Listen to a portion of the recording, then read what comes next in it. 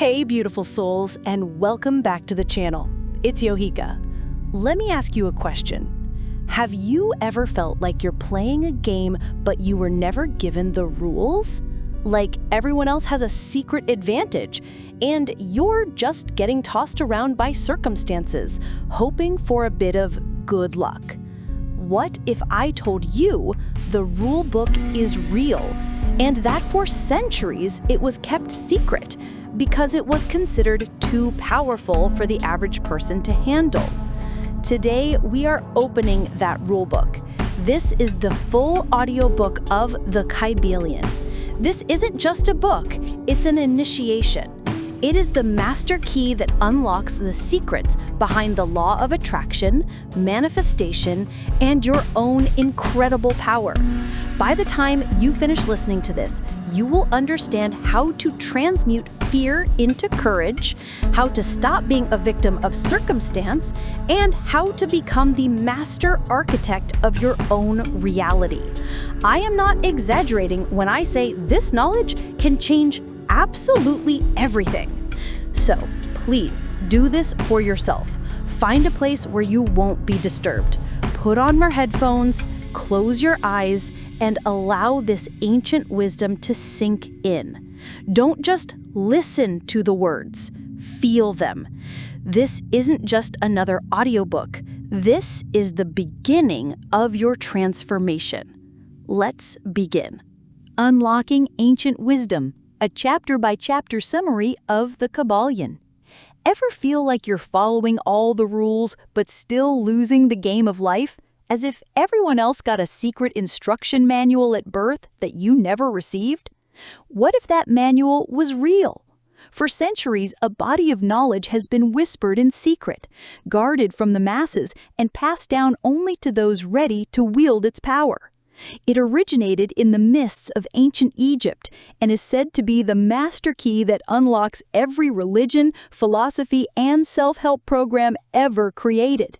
That knowledge is contained in a small, mysterious book called the Kybalion. This isn't a book, it's a leak of the universe's source code. Written by the anonymous 3 initiates, it doesn't offer feel-good platitudes. It hands you the 7 unbreakable laws of reality, laws that are as real and constant as gravity. This book will reveal the ultimate mind hack, the foundational secret that the universe is a mental creation and your mind is the control panel you've been ignoring. Why luck is a myth. How to stop being a pawn of circumstance and become the cause of the success, wealth, and happiness you desire. The physics of vibes, the science of raising your mental vibration to attract what you want and become immune to negativity. The master technique for emotional control, how to transmute fear into courage, apathy into passion, and hatred into love as easily as turning a dial. Reading the Kybalion is like moving from being a character tossed around in a chaotic story to being the author holding the pen. The problems in your life don't disappear, you simply gain the power to understand and rewrite them. This book finds the people who are ready for it. The fact that you're even hearing about it is a sign. The question is, are you ready to finally read the rules? Your reality is waiting for your instructions. Pick up the key. Chapter 10. Your Cosmic Cheat Sheet, Hacking Reality with the Kybalion. All right, let's get real for a second. You've probably heard whispers of books that hold the secrets of the universe. Most of them are either unreadable, written by someone who definitely thinks crystals can pay their rent, or so vague they're useless. But the Kybalion is different. Written over a century ago by the mysterious 3 initiates, this little book is like the source code for reality. It doesn't ask you to join a cult or wear special robes. Unless that's your thing, you do you. It simply lays out 7 universal principles, or rules of the game, that govern everything from the orbit of planets to why you can't find your keys when you're stressed.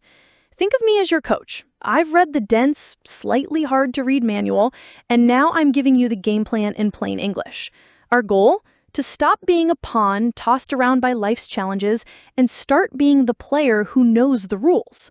Let's break down these cosmic cheat codes. Cheat code number 1, the principle of mentalism. The ancient text says, The all is mind, the universe is mental.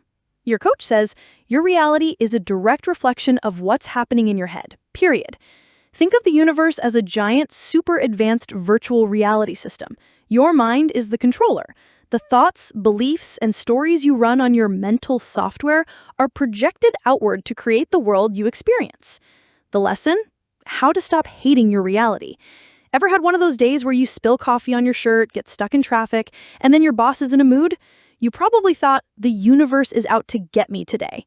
According to this principle, you've got it backward. You likely woke up with a low, stressed-out mental state, and the universe simply reflected it back to you. Overcoming fear? Fear is just a mental program. It's a story you're telling yourself about a future that hasn't happened.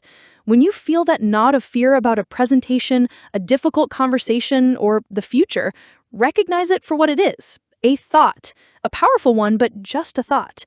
Your strategy is to change the program. Instead of letting the "what if it goes wrong" loop play, consciously create a new one. I am prepared for this. I am capable. I will handle whatever comes my way. You are literally rewriting the code of your immediate reality. Finding happiness? We're taught that happiness is a result of getting something. The job, the partner, the money. That's a trap. It makes happiness an effect.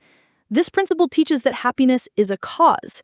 You don't get happy because things are good. Things get good because you decide to be happy. Your strategy is to find it now. Find one thing to be grateful for. Put on a song that makes you want to dance. Decide that for the next 10 minutes, your inner world will be peaceful.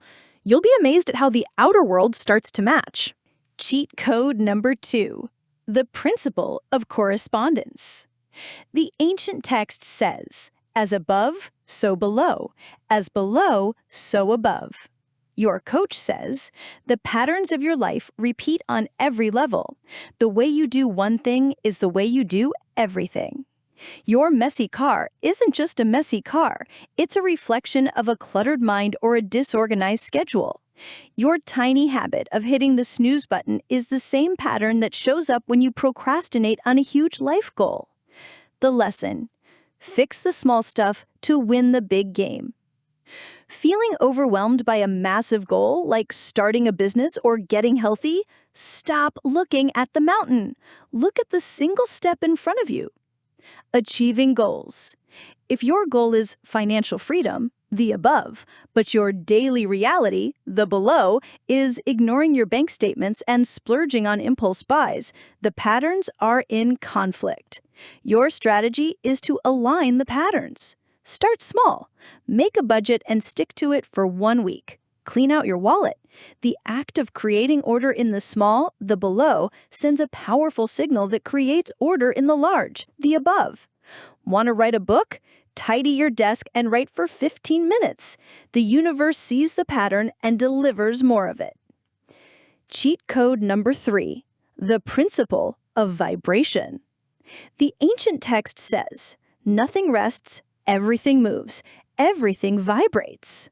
Your coach says, you've heard of good vibes and bad vibes, right? This is the science behind it. Everything from your thoughts to your chair to your emotions is just energy vibrating at a different frequency. Fear has a very low, dense vibration. Joy and love have a high, light vibration. The lesson: vibe check your life. You cannot solve a problem with the same vibrational energy that created it. You can't think your way out of anxiety while feeling anxious. Overcoming fear. Fear is a low vibration state. To overcome it, you must change your frequency. You can't just tell yourself, don't be scared, while your whole body is vibrating with panic. Your strategy is a pattern interrupt. Do something physical to change your state. Put on loud, upbeat music and dance like a fool for 2 minutes. Go for a brisk walk. Call that one friend who always makes you laugh. Watch a funny animal video. This isn't about ignoring the problem. It's about shifting your vibration so you can approach the problem from a higher, more powerful state, like courage or clarity. Cheat code number 4, the principle of polarity. The ancient text says, everything is dual. Everything has its pair of opposites. Your coach says, everything is on a spectrum. Hot and cold are not two different things. They are both temperature, just at different ends of the same stick. The same is true for courage and fear, love and hate, happiness and sadness. The lesson: you're not stuck, you just need to slide. This is one of the most powerful mind hacks there is. You are never stuck in a negative state. You are simply at one end of a pole, and you have the power to mentally slide to the other. Finding happiness. When you're feeling sad, don't fight it. Acknowledge it. Then recognize that sadness is one pole of the happiness spectrum. Your strategy is to use the mental slide. Start by asking, what is one tiny thing that is slightly less sad? Then, what would bring me a moment of peace? Then, what's something I'm grateful for? You are consciously sliding your focus up the pole from despair towards contentment, and eventually towards joy. You don't jump from hate to love, but you can slide from hate to annoyance, to tolerance, to acceptance, to appreciation, to love. Cheat code number 5, the principle of rhythm. The ancient text says, everything flows, out and in. Everything has its tides. Your coach says, life is a pendulum, it swings. You will have periods of high energy and massive success, and you will have periods of low energy and what feels like failure. This is not a punishment, it's a law of nature, like gravity. The lesson? Learn to surf the waves.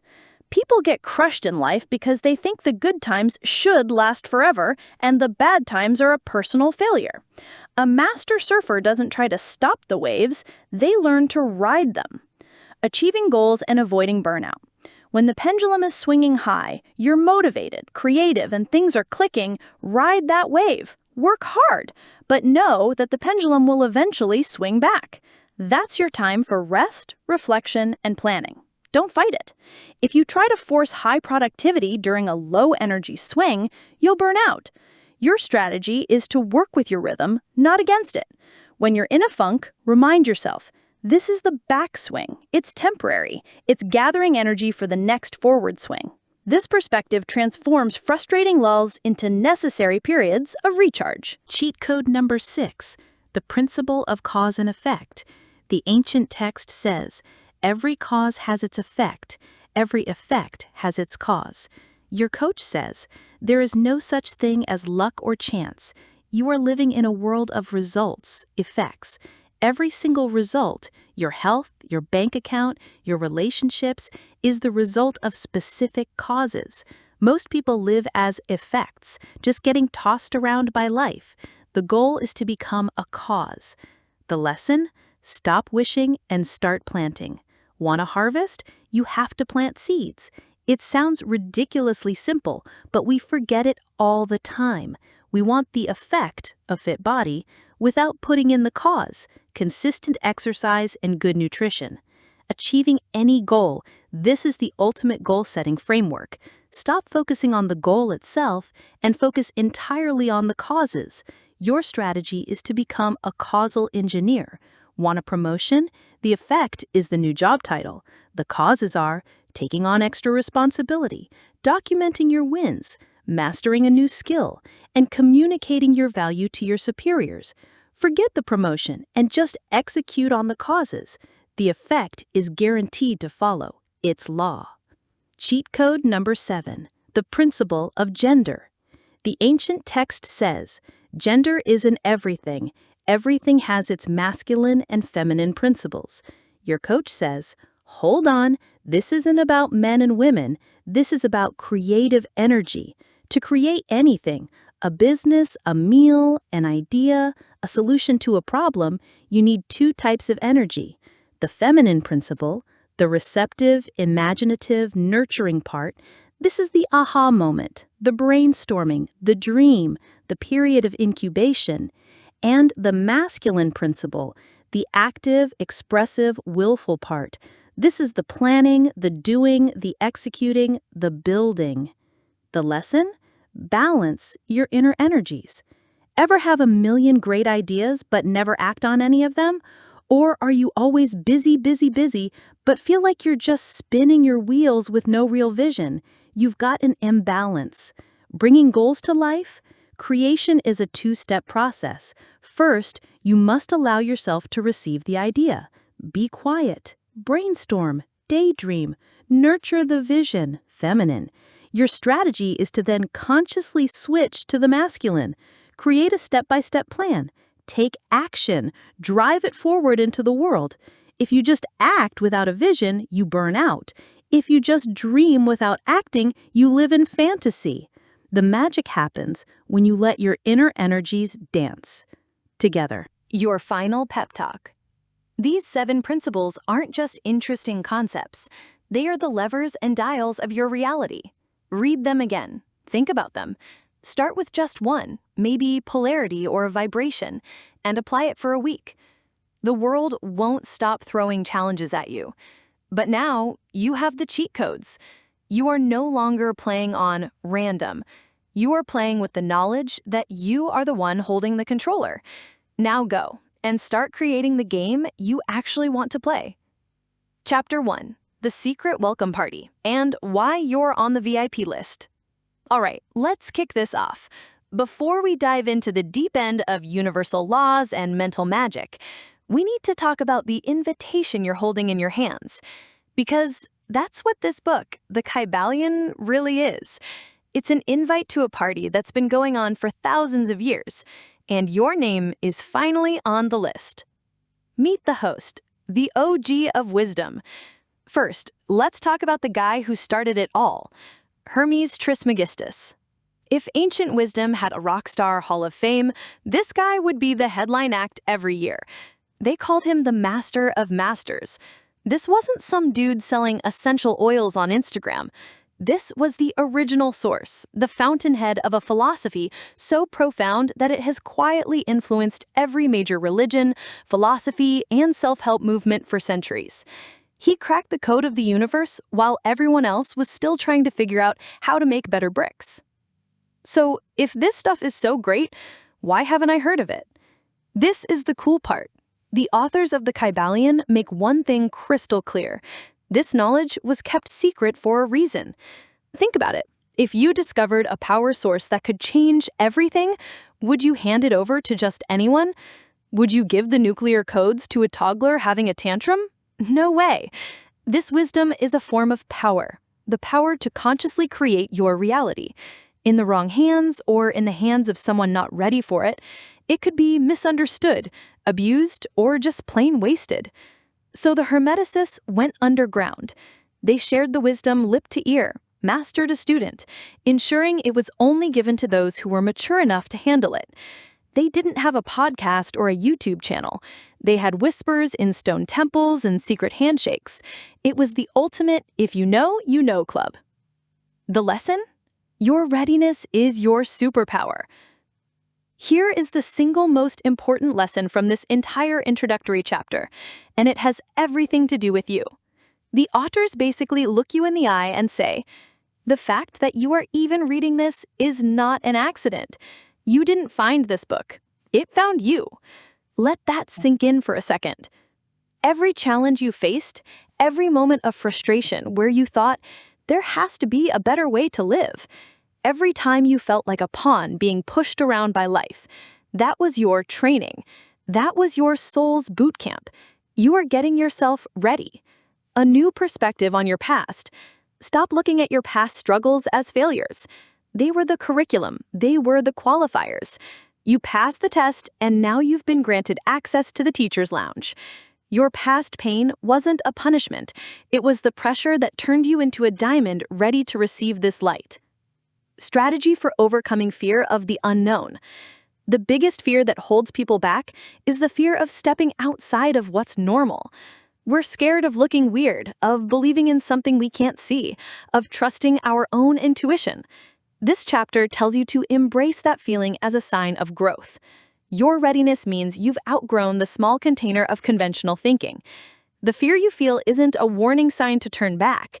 It's the trembling excitement of standing at the door to a bigger reality. Your first act of power is simply to say, okay, I'm ready. Show me. The master key to your goals and happiness. The book describes this philosophy as a master key. Why? Because it doesn't just open one door, it opens every door. Every other book on happiness, success, or spirituality is like a key to a specific room. This is the skeleton key that unlocks the entire mansion. The lesson here is to stop searching frantically for a dozen different keys. Your search has led you to the source. The path to your goals and your happiness isn't about learning more tricks. It's about understanding the fundamental rules of the game. So as you move forward, hold this one truth close. You are here for a reason. You are not a beginner stumbling in the dark. You are an initiate, ready to receive the wisdom you have earned. Welcome to the party. Let's go see what's on the menu. Chapter 2. The Universe's User Manual, and why no one gave it to you until now. Okay, pop quiz. When you were born, did anyone hand you a user manual for this thing called life? Did you get a little booklet titled, "So, you're a human, here's how to operate your reality"? No? Me neither. Most of us are just stumbling through life, pushing buttons and pulling levers, wondering why things explode sometimes and why the happiness machine seems permanently out of order. Well, this chapter is that missing manual. The 3 initiates don't mess around. They get straight to the point and lay out the 7 fundamental rules of the game. These aren't suggestions or nice ideas. These are the laws of reality, as fundamental as gravity. The difference is when you trip, you know gravity did it. When your life goes sideways, you usually just blame Mercury in retrograde. The key takeaway is this. Understanding these 7 interconnected principles is like being given the source code to the universe. It's the difference between being a confused player and becoming the master of the game. So let's take a quick peek at your new cosmic cheat sheet. The 7 rules that run everything. Think of this as your high-level mission briefing. We'll dive deep into each one later, but for now, let's just meet the team. The principle of mentalism. The ancient law. The universe is mental. The all is mind. Your coach says, your mind is a movie projector, and the world is the screen. What you play in your head is what you see in your life. Simple as that. The principle of correspondence. The ancient law. As above, so below. As below, so above. Your outer world is a perfect mirror of your inner world. Your messy car, your chaotic schedule, your amazing relationships. They aren't random. They are a direct reflection of what's going on inside you. The principle of vibration. The ancient law. Nothing rests, everything moves, everything vibrates. Your coach says, life is all about the vibes, literally. Every thought, emotion, and thing has a specific frequency. Good vibes and bad vibes aren't hippie nonsense, it's physics. The principle of polarity. The ancient law. Everything is dual. Everything has its pair of opposites. Your coach says, hot and cold aren't 2 different things. They're 2 ends of the same thermometer called temperature. The same goes for fear and courage, love and hate, success and failure. You're never stuck. You can always slide the scale. The principle of rhythm. The ancient law. Everything flows out and in. Everything has its tides. Life is a pendulum, not a straight line. There will be good times and bad times, high energy and low energy. It's a natural law.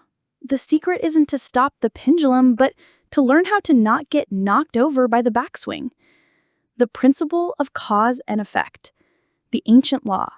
Every cause has its effect. Every effect has its cause. Luck is a myth. Chance is what we call a rule we don't understand yet. You are living in a world of results, effects. The secret to getting the results you want is to stop wishing and start creating the right causes. It's the law. The principle of gender. The ancient law. Gender is in everything. It has its masculine and feminine principles. Your coach says, forget bathrooms. This is about creation. To make anything, a business, a cake, a happy family, you need 2 energies. The feminine, the creative, dreaming, idea-generating part, and the masculine, the active, doing, building part. Your first coaching session? Putting the rules to work. Seeing them listed is one thing, but how does this help you when you're scared, unhappy, or stuck? On overcoming fear, fear is just a low vibration. It's also just one end of the polarity stick, with courage on the other end. When you feel fear, your strategy isn't to fight it, it's to raise your vibration. Put on music, move your body, and consciously focus on the other end of the pole. You're not denying the fear. You're just choosing to slide the scale toward courage. On finding happiness. We think happiness is an effect we get from outside things. Wrong. Happiness is a cause. It's a high vibration you decide to generate. According to mentalism, your reality reflects your mind. So if you generate the feeling of happiness first, even for a moment, your reality will have to rearrange itself to match. Correspondence. On achieving goals. A goal is an effect. Stop staring at it and start engineering the causes. Use your creative gender principle to dream up the vision, then use your action-oriented gender principle to build a plan and execute it. Your consistent actions will inevitably lead to your desired result. It's the law. Your first mission, should you choose to accept it. For the next 24 hours, just be a principle spotter. Don't try to change anything. Just observe. Notice the rhythm in your energy levels from morning to night. See the polarity in a news story. One person's disaster is another's opportunity. Watch cause and effect in action when someone drinks too much coffee and gets jittery. Cause, effect. Recognize that your grumpy mood, mentalism, is making you see all the red lights on the way to work. Correspondence. This chapter is the roadmap. It shows you where all the hidden highways and secret passages are located. Now it's time to learn how to drive. Chapter 3. You're the DJ of your own mind. Time to play the hits. Okay, so we've established that the universe is basically one giant mental projection, Chapter 1, and that it runs on a set of predictable rules, Chapter 2. Now we get to the fun part. This chapter is where the 3 initiates hand you the keys to the control room. The big secret? The control room is inside your own head. They call it mental transmutation, which sounds like something you'd need a wizard's degree for. But let's call it what it is. The art of changing your mind. And since your mind is creating your reality, this is actually the art of changing your reality. This isn't just positive thinking. Positive thinking is like putting a smiley face sticker on a sputtering engine. Mental transmutation is getting under the hood, taking out the gunk, and tuning the engine to run like a high-performance machine. The lesson? Your moods aren't facts, they're suggestions. Ever wake up in a bad mood for no reason at all? The sky is gray in your head before you even look out the window. That mood feels so real, so solid, like it's a fact of life. You think, well, guess I'm going to have a crappy day. And then, because the universe is a good little mirror, mentalism, it delivers a crappy day right to your doorstep. Mental transmutation is the art of catching that mood and saying, nope, I reject that suggestion. Think of your mind like a radio. It can tune into all sorts of frequencies. The anxiety and dread FM, the endless reruns of past embarrassment station, or the why is everyone else succeeding channel. Most of us just let the radio play whatever static it lands on. A mental alchemist learns how to grab the dial. Your 3-step guide to becoming a mental DJ. The authors say this is done through focused will and attention. Great. But what does that look like when you're about to give a presentation and your stomach is doing gymnastics? Step 1, the what am I even listening to check. You can't change the station if you don't realize you're listening to garbage. The first step is simple but radical. Pay attention to your own thoughts without judgment. Just notice them. Story time. My friend Alex was perpetually stressed about money. Even when he had enough, his internal radio station was always 99.9 The Poverty Files. He'd be walking his dog on a beautiful day, but in his head, he was listening to the track, What If I Lose My Job? Over and over. He didn't even realize he was doing it. It was just background noise. The first step for him was just to notice, oh, there's that song again. Step 2, the pattern interrupt. aka the mental record scratch. You can't just politely ask a negative thought spiral to stop. You have to jolt it. You have to scratch the record. This is where you use your focused will. Strategy? When you catch yourself doom scrolling in your own brain, do something weird and unexpected. Mentally shout the word pineapple as loud as you can. It's impossible to keep a serious negative thought train going after that. Change your physical state. Stand up, do 3 jumping jacks. Sing the first line of the most ridiculous song you know. The Baby Shark song has probably prevented more mental breakdowns than we can count. The goal isn't to solve the problem, it's to stop the momentum of the negative vibration. Step 3, the conscious transmutation, playing a new song. Now that you've got silence, you use your focused attention to consciously choose a new frequency. This is where the principle of polarity becomes your best friend. Remember, every bad feeling has an opposite on the same scale. Overcoming fear? You've just pineappled your anxiety spiral about an upcoming job interview. You've stopped the "I'm going to fail" track. Now what's the opposite of fear? Courage? Confidence? Preparation? Pick one. Your strategy? Don't try to feel fearless. Just put your attention on the other pole. Ask yourself, what is one thing I can do right now that would make me feel 1% more prepared? Maybe it's reviewing your notes. Maybe it's picking out an outfit that makes you feel like a boss. You are taking the lead of fear and transmuting it into the gold of focused action. You have changed the channel from Fear FM to Competence Radio. Finding happiness? You're feeling that familiar gray cloud of blah. You've interrupted it. Now what? Happiness feels too far away. Your strategy? Slide the scale. Don't aim for ecstatic joy. Aim for something one step up from blah. What about appreciation? Ask yourself, what are 3 things in this room right now that I'm genuinely thankful for? Your warm coffee cup, the fact that your chair is comfortable, the sunlight coming through the window. By focusing your attention on gratitude, you are literally transmuting the low vibration of apathy into the higher vibration of contentment. You're building your happiness muscle. Achieving goals? Your internal radio is playing the "I'm an imposter and I'll never finish this project" blues. You interrupt it. Your strategy? Transmute the overwhelming feeling of "I can't" into the focused energy of "I can." How? By focusing on the smallest possible step. The thought isn't, "I will now write a masterpiece." The thought is, "I will now write 1 good sentence." You are transmuting the leaden weight of procrastination into the golden momentum of progress. This isn't about pretending problems don't exist. It's about refusing to let your mind be a garbage dump for low vibration thoughts. It's about realizing you have the power to change the station at any moment. You are the DJ. So, what are you going to play next? Chapter 4. God, the Universe, and the Ultimate Dreamer. Hint, they're all the same thing. Okay, deep breath. We're about to talk about the nature of God and ultimate reality. Now, before you run for the hills picturing stuffy churches or dense philosophy textbooks, forget all that. This isn't about religion. This is about physics, cosmic physics. The 3 initiates introduce a concept here that is the absolute foundation of everything else, the all. What is the all?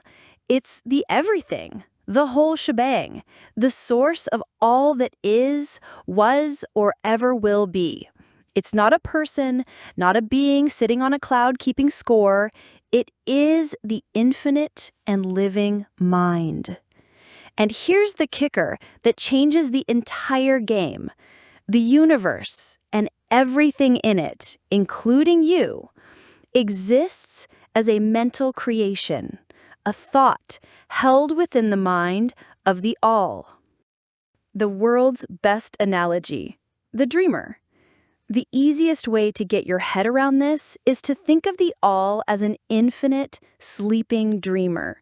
The entire universe, every star, every planet, every puppy, every traffic jam, every single one of your anxieties is a part of its incredibly complex and vivid dream. You are not a separate little being living inside the dream. You are a thought in the mind of the dreamer. You are made of the same stuff as the dreamer, pure consciousness. This is the ultimate expression of the first principle, mentalism. The universe isn't just like a thought, it is a thought. The great paradox, I can't know God, but I can read the script. The book makes a crucial point here. The all in its entirety is unknowable. Trying to understand the infinite mind of the all with our finite human minds would be like a character in a video game trying to understand the emotions and personal life of the game developer who coded them. It's impossible. So, do we just give up? No. Here's the beautiful lesson. You can understand the nature of the dreamer by studying the dream. You want to know what the all is like? Look around. Look at the perfect mathematical spiral of a seashell. Look at the ferocious, protective love of a mother bear. Look at the unbridled joy of a laughing child. Look at the resilience of a weed growing through concrete. All of these are expressions of the dreamer's mind. And most importantly, look within yourself.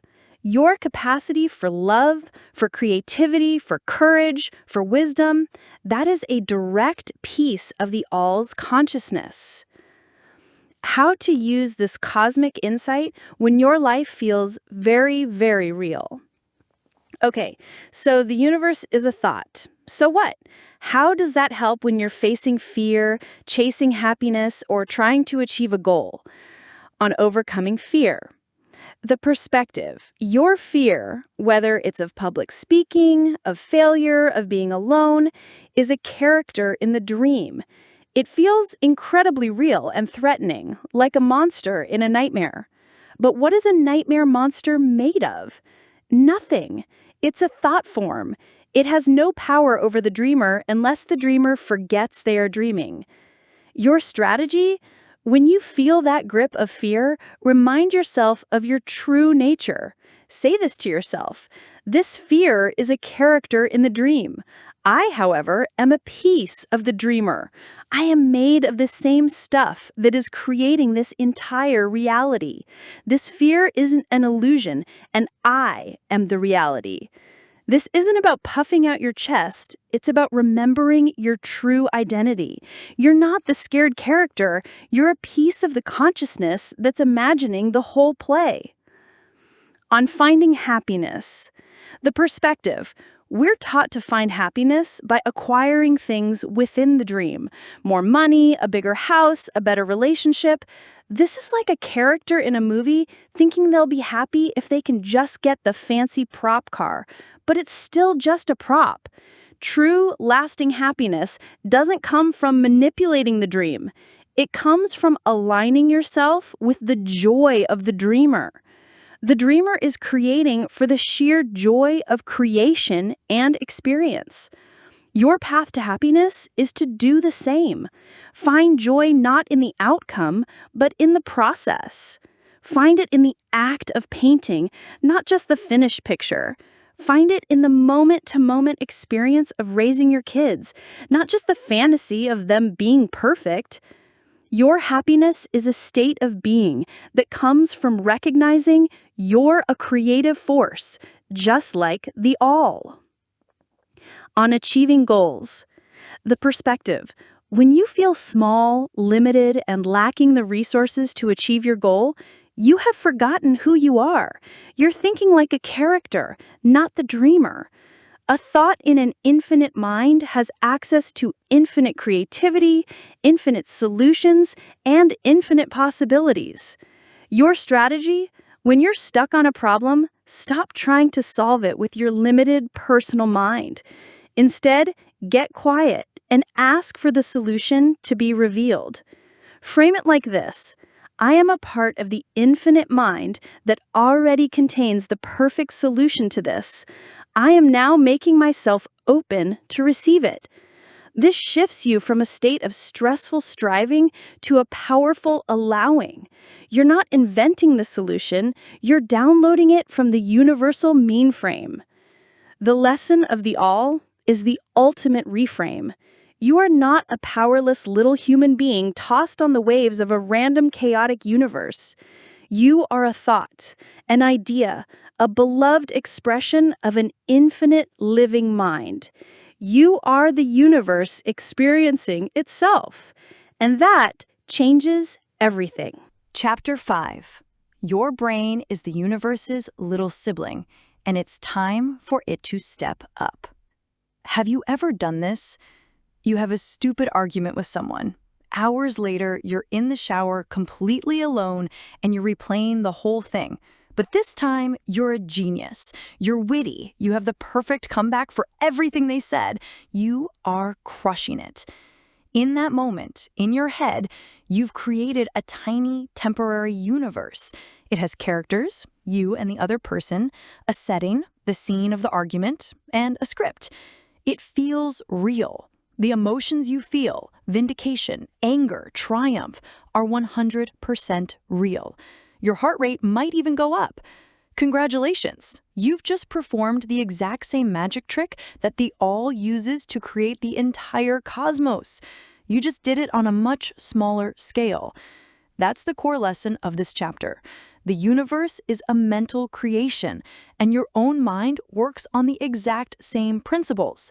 Think of the All's mind as the master computer running the most advanced simulation ever, reality TM. Your mind? It's like a powerful laptop that's connected to the same network and running a slightly older but still incredibly powerful version of the same operating system. The takeaway is so earth-shattering that it's worth repeating. Because the universe is mental, your mind is not just a weird side effect of being alive. It is your primary tool for interacting with and shaping your experience of the universe.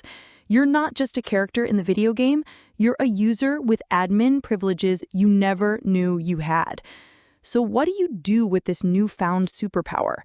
Knowing this is cool, but applying it is where the magic happens. If your reality is shaped by mental creation, then the quality of your mental creations determines the quality of your life. It's time to stop being an accidental creator and start being a deliberate one. On overcoming fear, stop watching horror movies in your head. The perspective. What is fear? It's a negative mental movie that you are producing, directing, and starring in. When you're afraid of failing a test, you're not experiencing failure. You are running a vivid mental simulation of failure. You're watching the movie of yourself getting the bad grade, feeling the shame, and imagining the consequences. And you're playing it on loop. Your strategy. Become the director. You have the power to shout cut and cast a new lead. The moment you catch yourself playing that horror movie, you must actively create a new one. This is the essence of visualization. Close your eyes and run a new simulation. See yourself walking into the test feeling calm and prepared. See yourself knowing the answers. Feel the quiet confidence. See yourself walking out with a sense of relief and accomplishment. You have to make this new mental movie more compelling and more emotionally real than the fear movie. You are using the very mechanism of reality creation, mental images, to your own benefit.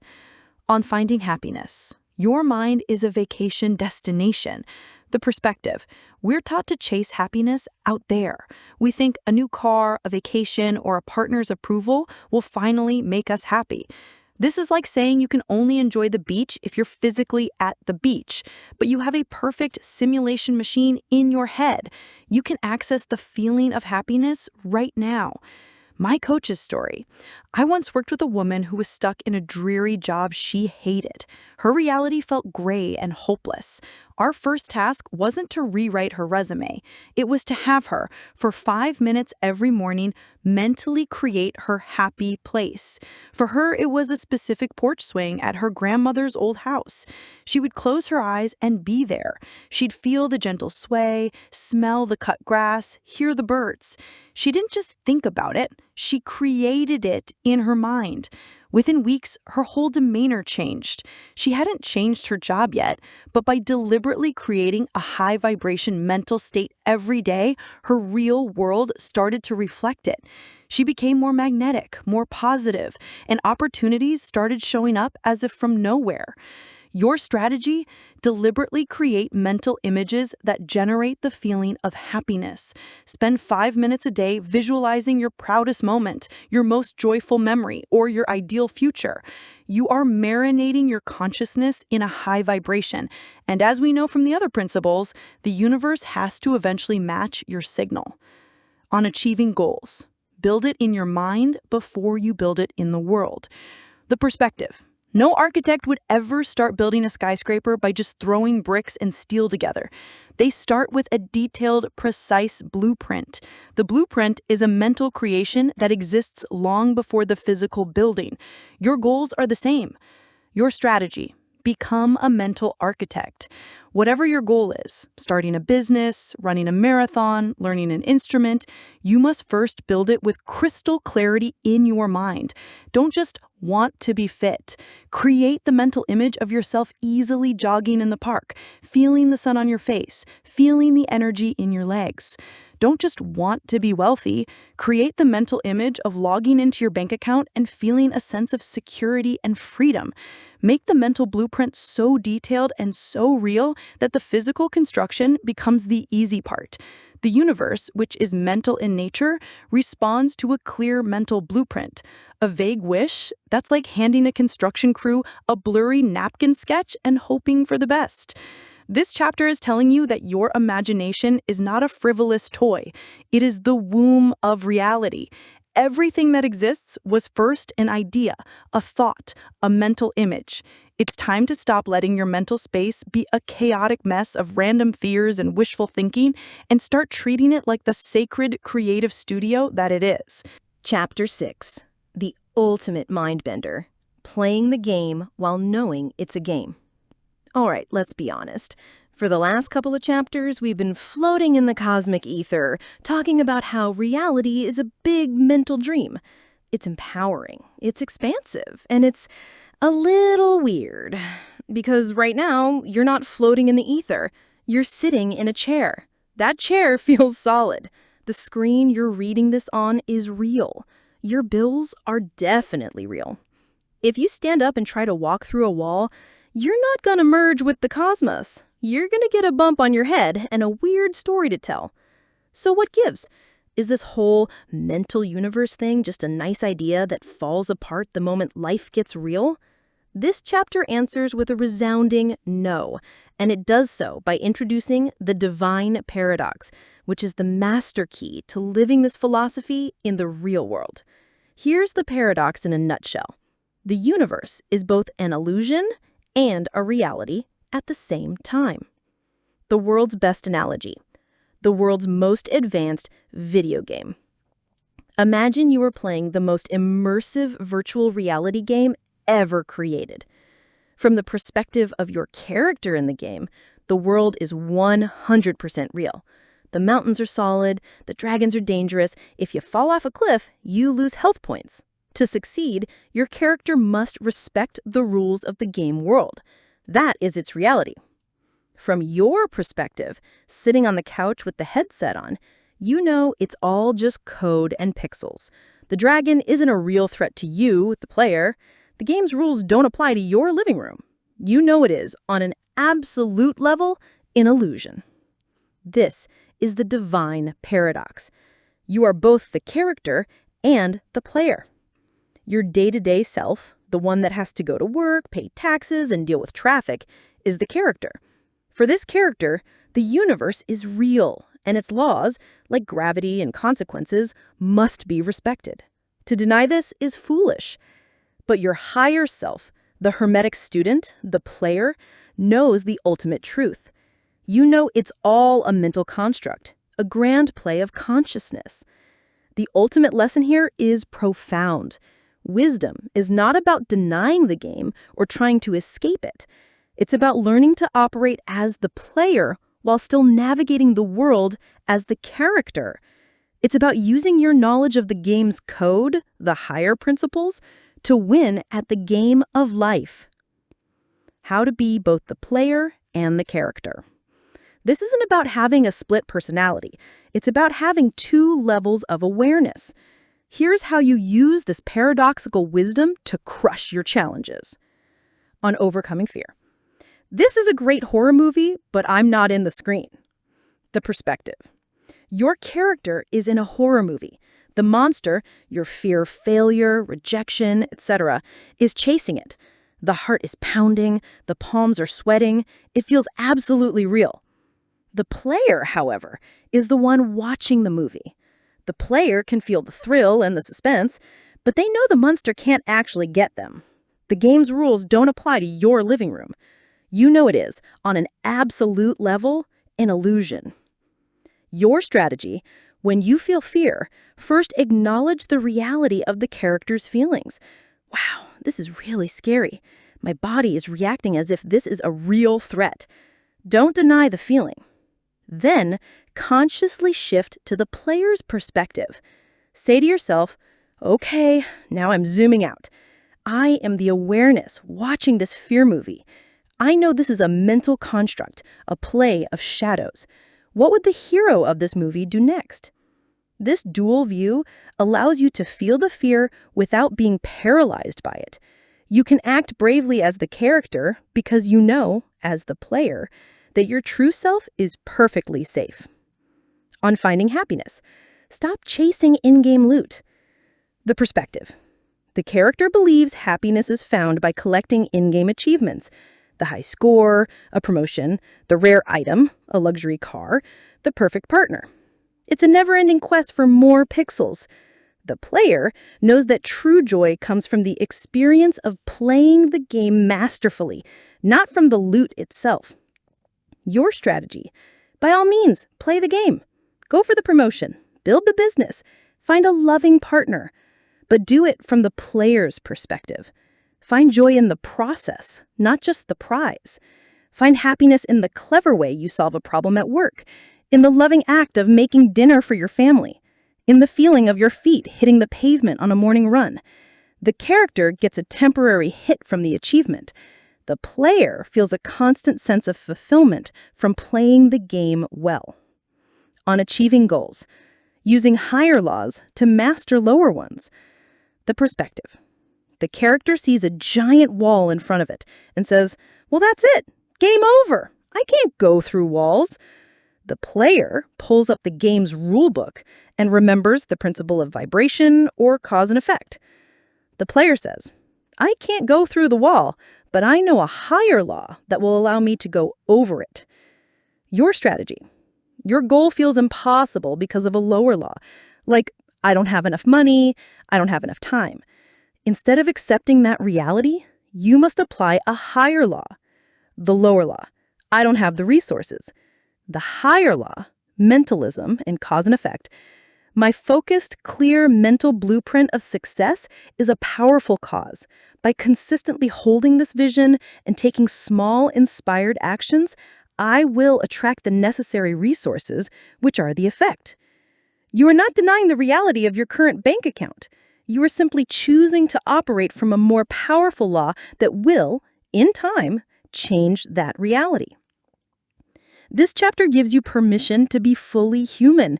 Feel your feelings, live your life, respect the rules of the physical world. But never forget that you are also the player, holding the controller with full knowledge that this is all a grand, beautiful, and ultimately mental game. And you're here to win. Chapter 7. The secret ingredient is you, the God spark in your junk drawer. So far, we've established that the universe is a grand mental dream. Chapter 5. Happening within the mind of a great dreamer, the all. Chapter 4. We are characters in that dream. It's a cool idea, but it can also make you feel a bit small. A tiny thought in an infinite mind. A single drop in a cosmic ocean. If you've ever felt like an insignificant cog in a giant, uncaring machine, this perspective might accidentally reinforce that feeling. Well, this chapter grabs that idea, flips it completely on its head, and reveals the universe's biggest secret. Here it is. While you are a drop in the ocean of the all, the entire ocean is also in your drop. This is the principle of the all in all. It means the divine, creative, infinite essence of the source of all things isn't just out there. A spark of it is in here, in you, in your dog, in the chair you're sitting on, in the annoying guy who cuts you off in traffic, in the smallest grain of sand and the most distant star. The hologram analogy, your cosmic blueprint. This sounds like a paradox, so let's use the best analogy there is, a hologram. If you take a holographic plate, say one that projects an image of a full apple, and you smash it into 100 tiny pieces, what do you get? You don't get 100 tiny pieces of the apple, a bit of stem here, a sliver of skin there. No. If you shine a laser through any single tiny piece, no matter how small, you will see the image of the entire apple. You are a fragment of the universal hologram. You are not just a piece of God or the all. You contain the blueprint of the entire thing within you.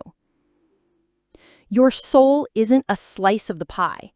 It has the whole recipe baked into it. The lesson. Stop seeking, start recognizing. This is the most liberating spiritual lesson you will ever learn. Spiritual development, happiness, and personal power are not about adding something to yourself that you lack. It's not about searching for a missing piece of divinity out there. It is the art of recognizing, awakening, and manifesting the divine power you already possess. Your job isn't to become divine. Your job is to drop the illusions of fear, doubt, and smallness that are hiding the divinity that has been there all along. You don't teach an oak tree how to be an oak tree.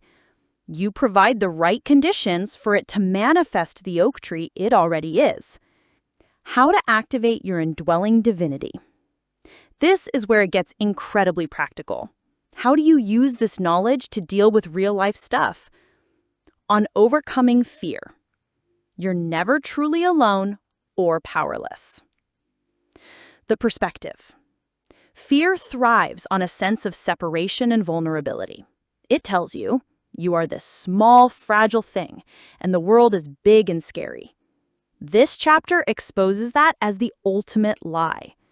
You are fundamentally connected to everything, and you contain the power of the whole within you. Your strategy.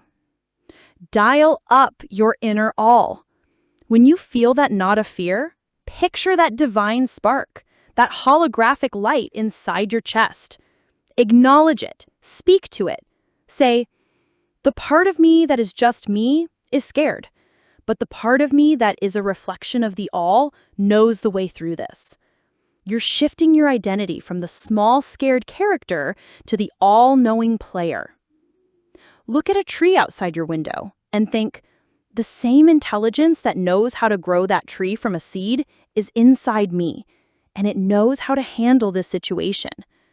This practice dissolves the illusion of separation and replaces it with a feeling of profound support and inner strength. On finding happiness. Your worth is pre-approved. The perspective. We often outsource our happiness, making it dependent on whether other people approve of us, love us, or validate us. We're like one fragment of the hologram trying to get another fragment to tell it that it's a beautiful apple. It's absurd. Your value is inherent and absolute because you contain the essence of the whole. Your strategy. Practice self-recognition. Stand in front of the mirror. Look past the haircut you don't like or the new wrinkle. Try to look into your own eyes and see the light, the consciousness, the spark that is looking back. Hold that gaze for 10 seconds and try to feel a sense of connection with that deeper self. Acknowledge it. There you are. This isn't about vanity.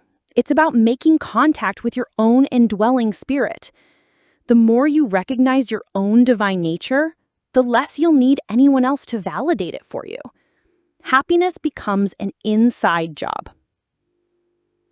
On achieving goals, you already have the answers. The perspective. When we face a huge goal, we often feel we lack the wisdom, creativity, or ability to achieve it. We think we need to find the answers out there. This chapter reminds you that you have the entire blueprint within you. The intelligence that designs galaxies is accessible within your own consciousness. Your strategy. Consult your inner oracle. When you're stuck, instead of frantically Googling for answers or stressing out, get quiet. Take a few deep breaths and pose your question inward. Ask, what is the next step that the infinite intelligence within me wants to reveal? Don't force an answer. Just create the quiet space for it to bubble up.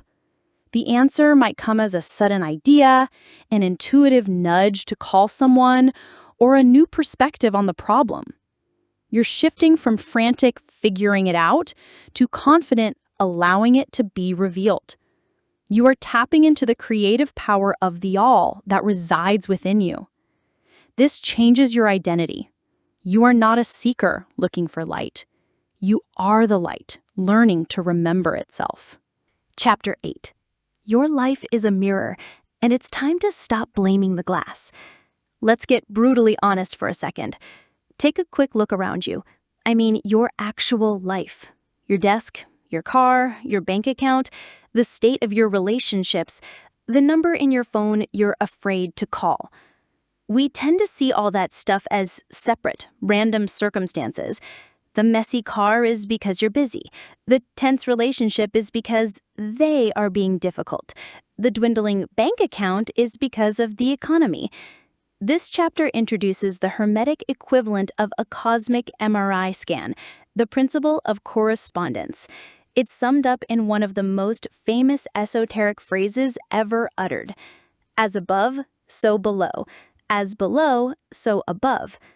What does that even mean? It means your life isn't random. It's a reflection. The patterns repeat on every level. Your physical world, below, is a perfect, undeniable mirror of your inner world, above. They are not separate things. There is a harmony, a direct connection between the different planes of your existence. Let's break them down simply. The spiritual plane, above, this is your core energy, your deepest beliefs about yourself and the world, your connection to the all. It's your fundamental vibe. The mental plane, the middle. This is the world of your thoughts, plans, and blueprints. It's where your core spiritual energy gets shaped into specific ideas and beliefs. The physical plane, below.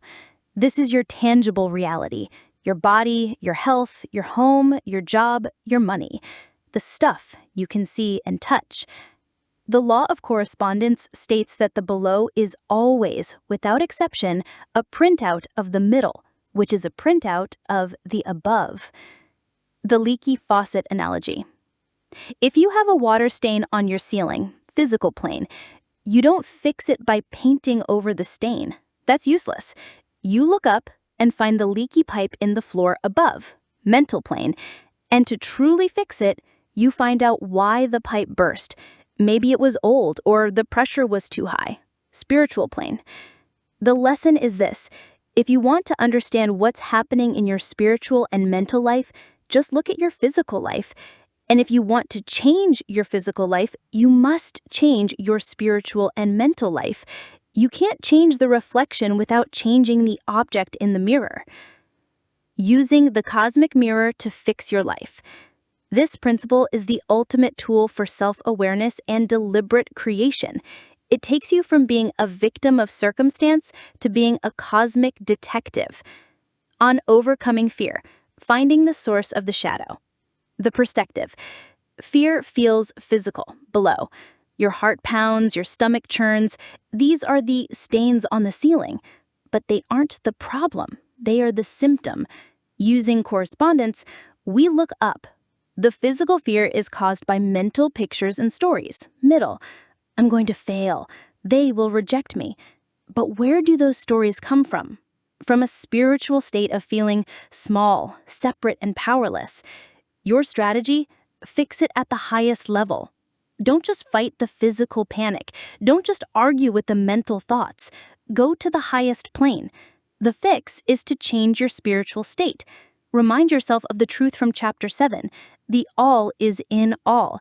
You are not small and separate. You are a part of the whole, containing its power. By meditating on this truth, by affirming your connection to the all, you change your above. This new empowered spiritual state creates confident mental pictures, middle, which then creates a calm and capable physical presence, below. You fix the leak and the stain dries up on its own. On finding happiness. Your world is a happiness barometer. The perspective. We think happiness comes from getting the below right, getting the car, the house, the partner. That's like trying to force a smile onto your reflection in the mirror. It's exhausting and it never works. Your strategy: do a correspondence check. Look at your physical world. Is your room a mess? Is your desk piled high with clutter? Is your car full of junk? That is a physical manifestation, below, of a cluttered and chaotic mental state, middle. You want to feel happy, clear, and peaceful? Start with the reflection. Clean your room. Organize your desk. This is not just a chore. It is a powerful, magical act. By imposing order and care on your physical plane, you are sending a powerful command to your mental plane to do the same. Cleaning your space, below, creates mental clarity, middle, which allows for a more joyful spiritual energy to flow through. Happiness follows order. On achieving goals, the ultimate alignment tool. The perspective. Why do most goals fail? Because of a lack of correspondence. We have a goal on the mental plane. I want to start a successful business. But our physical actions, below, consist of watching Netflix, and our spiritual belief, above, is, I'm not good enough to succeed. The planes are in total conflict. The universe is getting 3 different signals, and it defaults to the most powerful one, your core spiritual belief. Your strategy: create total alignment. Write your goal down. Then draw 2 columns next to it. Mental plane. My goal: to run a profitable online store. Physical plane. Below, my actions. List your daily habits. Do they correspond with your goal? If not, what is one small action you can take today to bring them into alignment? Example, spend 30 minutes researching products instead of scroll social media. Spiritual plane. Above, my beliefs. What is your core feeling about this? Be honest. If it's, I'm scared I'll fail, then you've found the real leak. Your work is to use the other principles to shift that spiritual belief to, I am a creator, and I am capable of bringing this vision to life.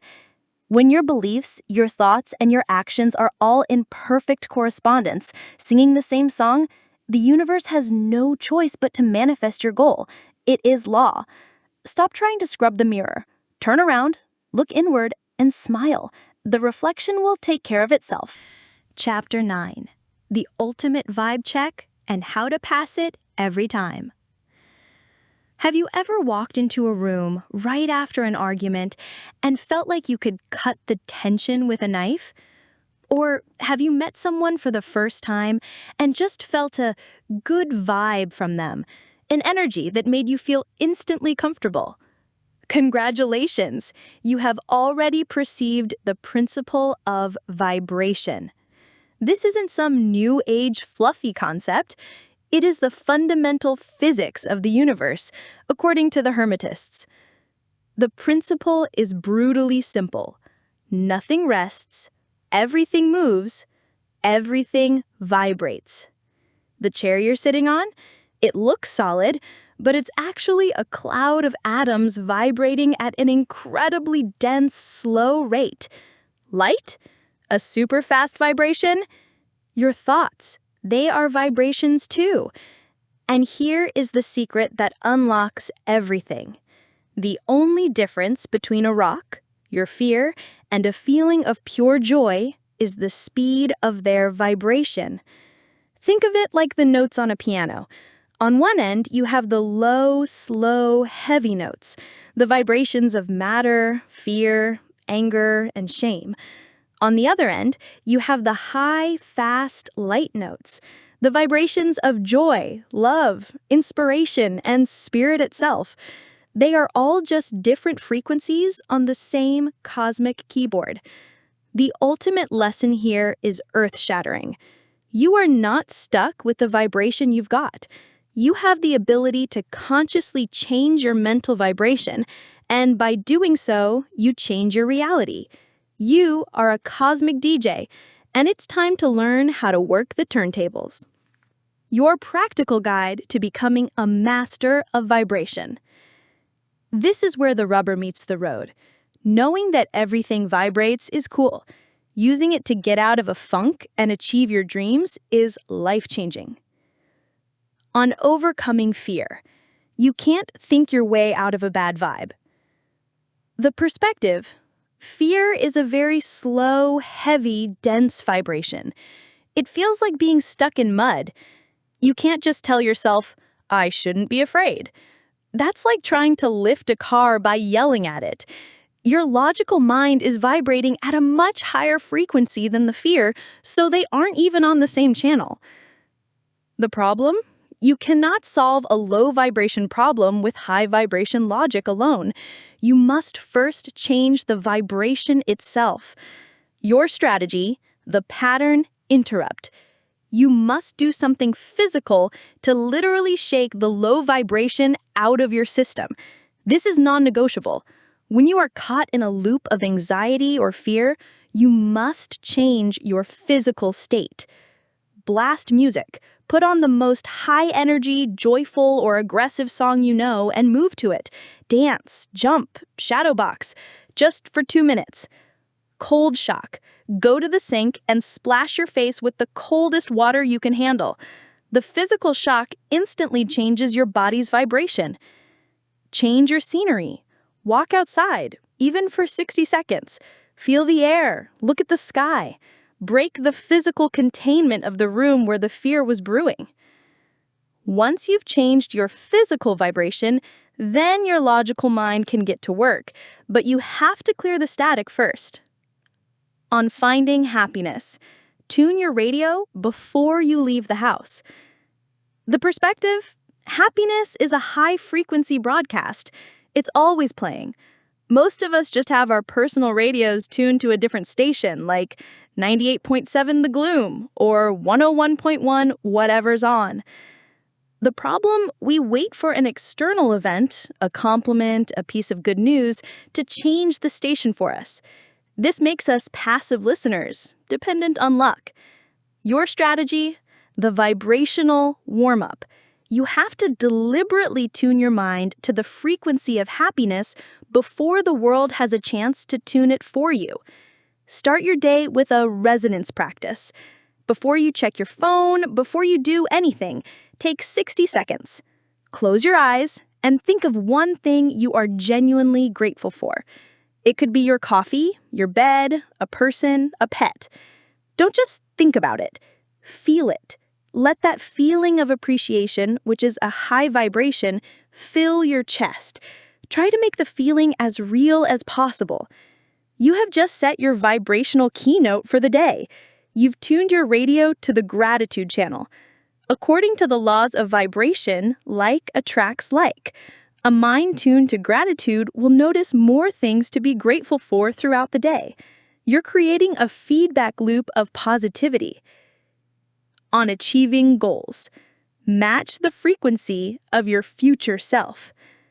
The perspective, the version of you that has already achieved your goal, is vibrating at a very specific frequency, the frequency of confidence, accomplishment, and success. You, right now, might be vibrating at the frequency of doubt, lack, or impatience. There is a vibrational gap. The problem: the universe doesn't respond to what you want, it responds to what you are, i.e., what you are vibrating. If you are vibrating, I don't have it yet, The universe just gives you more of the not having it experience. Your strategy? The vibrational rehearsal. You must close the gap by generating the feeling of the desired outcome now. This is the real secret behind acting as if. Set aside 5 minutes. Close your eyes. Don't just visualize your goal. Visualize the feeling of having already achieved it. What does it feel like to have that new job? It feels like security, pride, relief. Let your body feel that feeling right now. What does it feel like to have a healthy, energetic body? It feels like vitality, freedom, lightness. Generate that feeling in your cells. By doing this, you are becoming a vibrational match to your desire. You're turning yourself into a powerful magnet, pulling the people, opportunities, and circumstances that resonate with that new frequency into your life. You're not chasing the goal. You are attuning yourself to it until it has no choice but to manifest in your reality. Chapter 10. Your mind is a thermostat, not a thermometer, the ultimate mind hack. Let's be real. Have you ever been in a funk and had someone say, "Just cheer up"? It's the most useless advice on the planet, right? It's like telling someone with a broken leg to just walk it off. You can't just decide to jump from sad to happy, from terrified to brave. It feels impossible because you think of them as two completely different countries on opposite sides of the world. This chapter reveals the secret. They're not different countries. They're just two ends of the same street. This is the principle of polarity, and it is the single most powerful mind hack in the Kybalion. The law states, everything is dual. Everything has poles. Everything has its pair of opposites. But here's the twist that changes everything. Opposites are identical in nature, but different in degree. Hot and cold feel like opposites, but what are they? They are both just temperature. There's no magical point where cold stops and hot begins. It's a single sliding scale on a thermometer. The same is true for everything. Love and hate are two poles of relationship. Poverty and wealth are two poles of abundance. And most importantly for your daily life, fear and courage are two poles of the exact same thing, confidence. The lesson is this. You are not a thermometer, passively reporting your emotional temperature. You are a thermostat, with the power to consciously set the dial. You can't instantly jump from 10 degrees to 90 degrees, but you absolutely can start turning the dial up 1 degree at a time. How to become the master of your mental thermostat. This is the art of mental transmutation in action. It's not about fighting a negative state. It's about calmly and deliberately sliding the scale toward the positive one. On overcoming fear, the mental slide. The perspective. Fear is not a monster to be slain. It's just the 0 mark on the confidence ruler. Courage is the 100 mark. They are the same substance. You're just at the wrong end of the stick. The problem. We try to fight fear. We tell ourselves, don't be scared, don't be scared. This is like trying to get rid of cold by shouting at the thermometer. It just focuses all your energy on the cold. Your strategy. Master the mental slide. This is a conscious, step-by-step process of shifting your focus up the pole. Acknowledge and accept. Don't fight it. Say, okay, I'm feeling fear right now. I'm at the low end of the confidence pole. Noted. This removes all resistance. Identify the opposite pole. The other end of this spectrum is courage. That's your destination. Find the next rung on the ladder.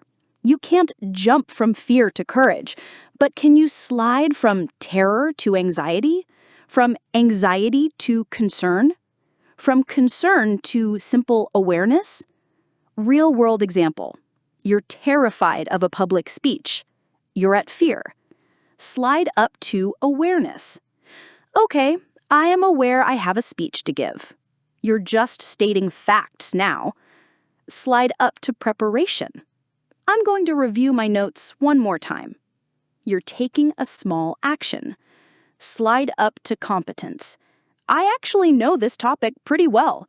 You're focusing on a positive truth. Slide up to confidence. I can do this. You didn't fight the fear. You simply moved your attention, degree by degree, toward the pole of courage.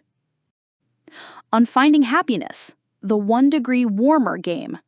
The perspective. Sadness and joy are two ends of the same emotional pole. You're never stuck in sadness. You're just lingering at the colder end of the thermostat. The problem, when we're sad, we think we need a huge external event, like winning the lottery, falling in love, to yank us over to the happy side. Your strategy, just find 1 degree. Don't try to go from depressed to ecstatic. Just ask yourself, what would make me feel just 1 degree warmer emotionally? If you're feeling despair, maybe 1 degree warmer is just numbness. That's a win. If you're feeling blah, maybe 1 degree warmer is curiosity. Put on a documentary. If you're feeling okay, maybe 1 degree warmer is appreciation. Go outside and notice the color of the sky. This is not about faking it. It's about making tiny, deliberate shifts in your focus. By consistently choosing to turn the dial up just 1 degree, you can move yourself from the coldest emotional states to warmth and joy over time without it ever feeling like a monumental, impossible leap. On achieving goals, pivot from lack to plenty. The perspective. Broke and rich are just 2 poles of the wealth spectrum. The problem. When we need money, our entire focus is on the pole of lack. We think, I don't have enough money, I can't afford that, there's never enough money. Our focus keeps us firmly planted at the negative pole. Your strategy. Pivot your focus. Every time you catch yourself thinking a thought from the pole of lack, you must consciously pivot and ask a question from the pole of abundance.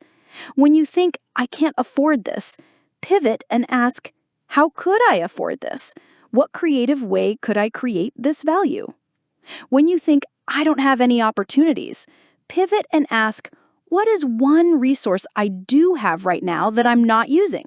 Your time, a skill, the internet? You are wrenching your focus away from the empty end of the stick and forcing it to look at the full end. This mental shift changes your vibration and starts attracting the very resources you thought you lacked. You are not the weather. You are not a victim of your emotional climate. You are the one who sets the thermostat. This principle gives you back the controls. Chapter 11. How to surf the waves of life without wiping out. Ever have one of those weeks where you are on fire? You're waking up energized, crushing your to-do list, your jokes are landing, you clean the whole house. You feel like you finally cracked the code. You think, this is the new me. And then next week, you can't drag yourself out of bed. You're irritable, unmotivated, and the biggest accomplishment of your day is deciding what to watch on Netflix. You think, what happened? I failed. I lost it. This chapter is here to tell you you didn't fail. You just got hit by the backswing. Welcome to the principle of rhythm. The law is simple and unavoidable. Everything flows out and in. Everything has its tides. All things rise and fall. Life is not a straight line upwards. It is a pendulum. It swings from high to low, from joy to sadness, from high energy to low energy, from success to setback. This isn't a punishment. It's not a flaw. It's a fundamental law of the universe, just like gravity. The seasons change, the tides ebb and flow, and so does your life. Fighting this is as pointless as getting angry at the ocean for having waves. The secret to mastery isn't to try and stop the pendulum. The secret is to learn how to not get knocked on your butt every time it swings back. The lesson: build a lighthouse, don't fight the tides. The book gives a powerful piece of advice. To escape the consequences of the negative swing, you must learn to rise above it by using the law of neutralization.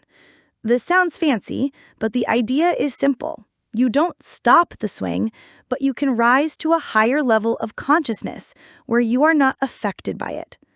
Imagine your everyday self is a little boat on the ocean. It gets tossed around by every wave, the rhythm. A master of this principle doesn't try to calm the ocean. They build a lighthouse on a high cliff. The lighthouse keeper can watch the storm rage, observe the massive waves, and respect their power, but they are not in the water. They are safe, dry, and holding the light. You do this by using the principle of polarity. You consciously polarize yourself at the higher end of the scale as your higher self or player, creating a mental state that the lower swing of the pendulum can't touch. Your surfing lessons for the rhythms of life. On achieving goals, how to handle the motivation hangover.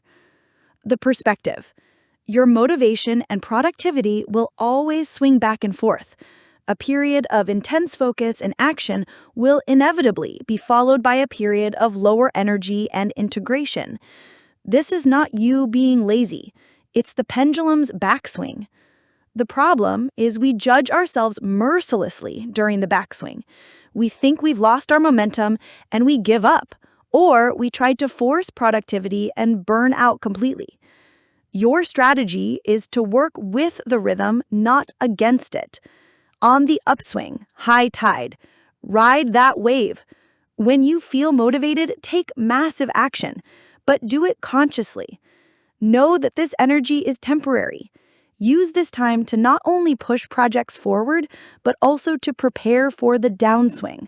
Set up systems, plan your next steps, and make things easier for your future, less motivated self. On the downswing, low tide.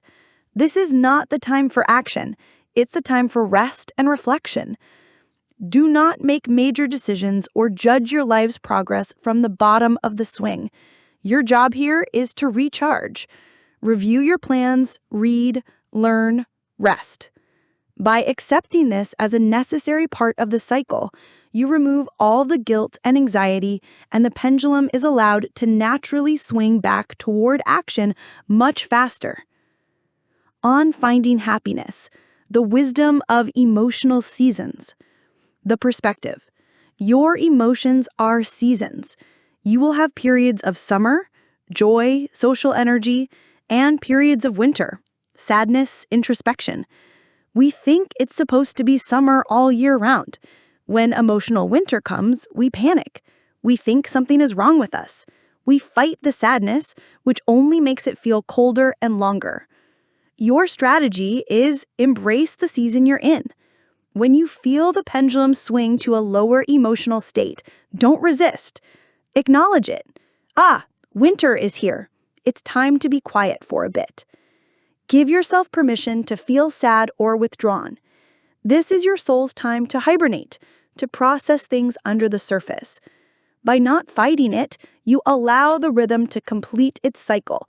You'll find that if you truly allow yourself a day of quiet melancholy without judgment, the pendulum will naturally begin its swing back toward the sun on its own.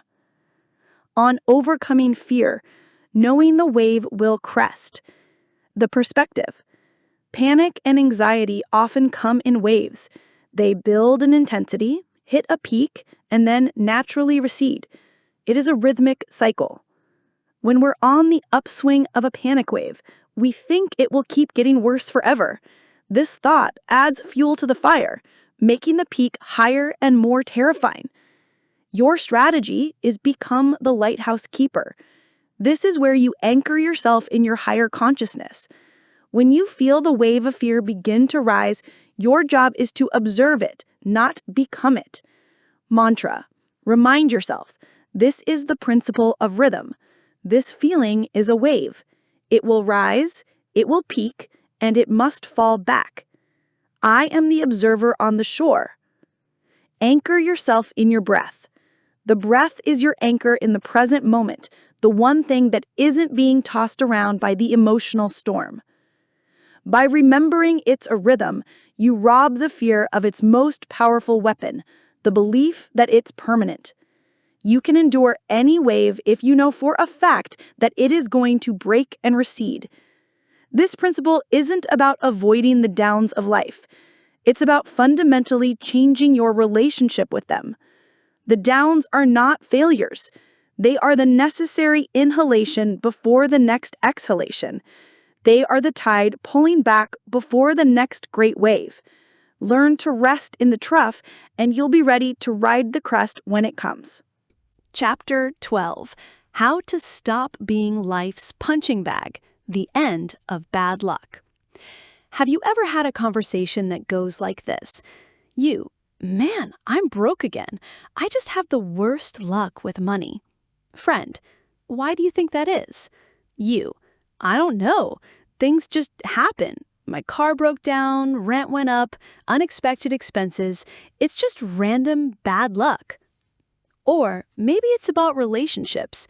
I don't know why I always attract drama. It just follows me. This chapter looks at that whole line of thinking, smiles politely, and calls bull. It introduces the sixth and perhaps most brutally honest principle, cause and effect. The law is absolute. Every cause has its effect. Every effect has its cause. There is no such thing as chance. There is no such thing as luck. The universe is not a casino. It is a perfectly ordered, infinitely complex chain of dominoes. Chance is simply the word we use for a cause we are too lazy or too blind to see. If you plant an acorn, cause, you get an oak tree, effect. You will never, ever plant an acorn and get a random watermelon. The universe doesn't work that way. And yet, we live our lives planting acorns of distraction, negative self-talk, and inaction. And then we are genuinely shocked when we don't harvest watermelons of success and happiness. The lesson here is the most empowering, and for some, the most terrifying in the entire book. You can either be an effect, a pawn who is helplessly moved by circumstances, or you can choose to become a cause, a player who consciously sets the dominoes in motion. Most of the world lives as an effect. They are the punching bag. Life happens to them. A master of this principle decides to become the one throwing the punches. Your training, from punching bag to heavyweight champion. This is where you take back the steering wheel of your life. It's not about blame. It's about power. On achieving goals, become a causal engineer. The perspective? A goal is an effect. It's the end result. Stop staring at it, wishing for it, and complaining that you don't have it yet. That's like staring at an empty plate and wishing for a gourmet meal to appear. The problem? We focus on the effect, the goal, while completely ignoring the causes, the actions. Your strategy? Reverse engineer the recipe. You must become a causal engineer. Define the effect. Get crystal clear on your goal. I want to be healthy. Identify the causes. What are the non-negotiable causes that produce that effect? Let's brainstorm. Cause: drink more water.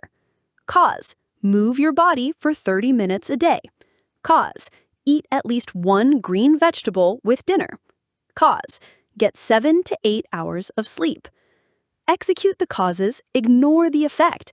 Now, here's the magic. Forget about the goal. Stop worrying about being healthy. Your only job is to obsessively execute the causes. Your job is to drink the water, do the walk, eat the broccoli, and go to bed on time. Why? Because the law is absolute. If you consistently put the right causes into the system, the effect must appear. It has no choice. You're not hoping to get healthy, you are engineering it. On finding happiness, planting the right seeds. The perspective. Happiness is an effect. Most people think it's the effect of external causes, like, I'll be happy when I get the promotion, or if she texts me back. This makes them a complete effect, a puppet whose strings are pulled by outside events. The problem? We wait for the world to cause our happiness. Your strategy? Be the cause of your own happiness. You must plant happiness seeds yourself. What are the known causes of a good mood? Cause: gratitude. Cause: acts of kindness. Cause: listening to upbeat music. Cause: getting sunlight. Cause: meaningful connection. When you're in a funk, don't wait for it to lift. Introduce a new cause. Say, okay, I'm going to cause a shift. Go buy a coffee for the person behind you in the line. Kindness. Write down 3 things that are going right. Gratitude. Call a friend you haven't spoken to in a while. Connection. You are refusing to be the effect of your bad mood. You are introducing a new cause that will inevitably produce a new effect. On overcoming fear, interrupt the chain reaction. The perspective? Fear is an effect. What's the cause? Usually, it's a mental image of a future catastrophe, a thought. This thought cause leads to the feeling effect of fear, which leads to the action effect of paralysis. It's a chain reaction. The problem? We get stuck at the end of the chain, paralyzed by the feeling. Your strategy? Introduce a counter cause. Since you're the one in control, you can break the chain at any point by introducing a new, more powerful cause. The best counter cause to fear is action. The fear chain: thought, I'm going to bomb this presentation, to feeling, anxiety, to effect, procrastinating. The counter cause: the moment you feel the anxiety, you introduce a new cause, tiny physical action. Open the document, write 1 slide, tidy your desk where you'll be presenting. This new cause breaks the old chain. The action creates a new feeling of control. This feeling of control is a new cause, which leads to the effect of confidence. You are deliberately starting a new chain reaction that leads to confidence instead of paralysis. This principle is the ultimate statement of personal responsibility and power. It's the understanding that your life, right now, is the sum total of all the causes you have set in motion, whether you did so consciously or unconsciously. And the exciting, liberating news is that you can start putting new causes in motion right now. Stop talking about your bad luck. It doesn't exist. Start talking about the causes you're going to create today. Chapter 13. The Ultimate Power Couple and How to Get Them to Work for You. Let's get one thing straight right out of the gate. The moment you see the word gender in a century-old mystical text, your 21st century brain might brace for something awkward. Relax. This has nothing to do with male and female bodies, social roles, or anything like that. The 3 initiates are talking about cosmic, universal energies. Think of it like the positive and negative terminals on a battery.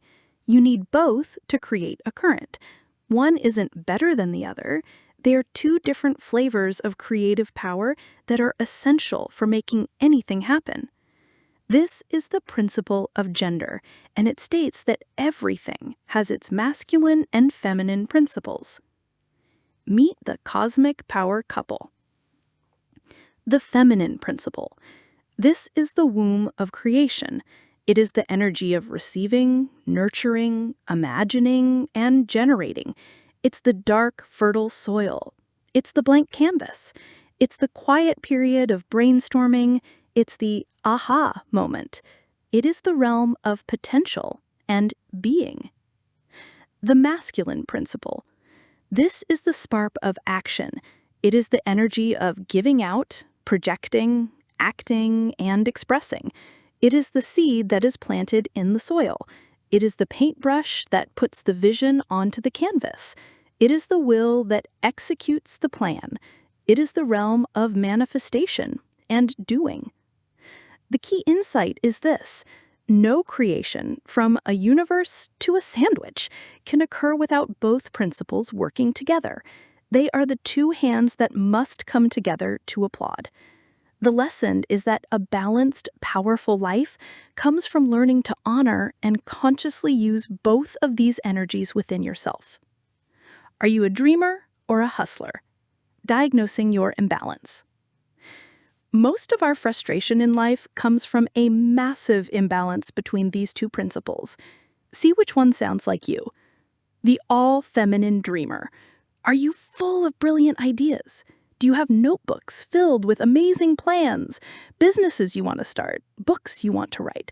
Do you spend hours daydreaming and visualizing a better life, but you never seem to actually start? You are living in the feminine pole. You are all potential, all womb, but the seed of action is never planted. The all-masculine hustler. Are you always busy? Is your calendar packed? Are you constantly working, doing, pushing, striving, but you feel like you're just spinning your wheels? You burn out often and wonder what the point of all your hard work is. You are living in the masculine pole. You are all action, all doing, but you're not connected to a deep, nurturing vision or purpose. The goal is to stop being just a dreamer or a hustler and become a conscious creator. Your practical guide to a sacred partnership. On achieving goals, the two-step creation dance. The perspective. Your goal is a baby waiting to be born. It requires a sacred partnership between your inner feminine and masculine energies.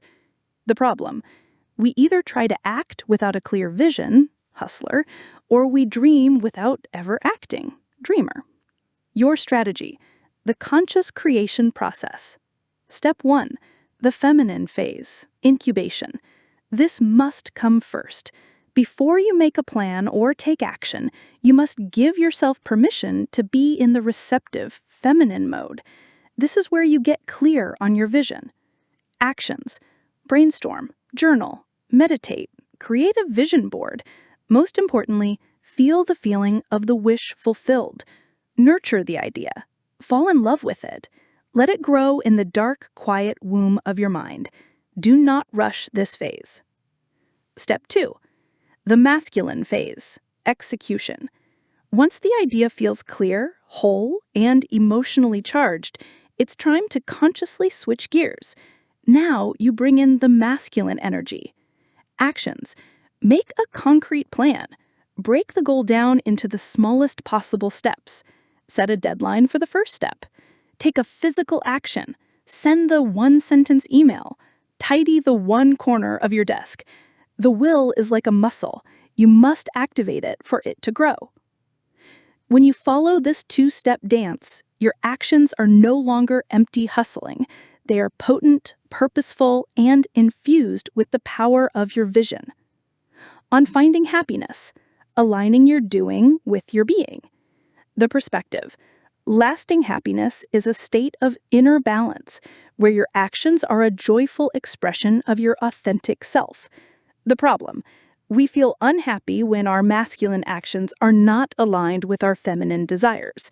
We take the job for the money, masculine action, when our heart, feminine desire, wants to be creative. Your strategy: the alignment check. Before taking on a new task or commitment, ask yourself this simple question: is this action a true and worthy expression of the vision and feeling I am nurturing within myself? If the answer is yes, proceed with power. If the answer is no, you know it will lead to burnout and dissatisfaction. On overcoming fear and creative blocks. The perspective: fear and blocks are often just a sign of a severe imbalance. The strategy: activate the opposite principle. Feeling paralyzed? Lack of masculine?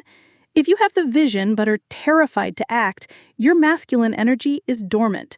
The cure is to take one ridiculously small physical action. Don't think, just do. Send the one-sentence email. Tidy the one corner of your desk. The will is like a muscle. You must activate it for it to grow. Feeling uninspired? lack of feminine. If you're burnt out from doing and have no new ideas, writer's block, your feminine energy is depleted. Stop trying to force it. The cure is to engage in receptive activities. Go for a walk in nature. Listen to music. Read a novel. Take a bath. Do something with no goal other than to receive. The inspiration will return when the soil of your mind is fertile again. You are a complete creative circuit. You have both the plug and the outlet within you. The art of living a powerful, effective, and joyful life is learning when to plug in and when to receive the charge. Chapter 14. Meet the two roommates living in your head and how to stop them from fighting. All right, let's get personal. We've talked about the universal masculine and feminine principles, the doer and the dreamer, the seed and the soil. Now, the book reveals that you have this exact same power couple living inside your consciousness.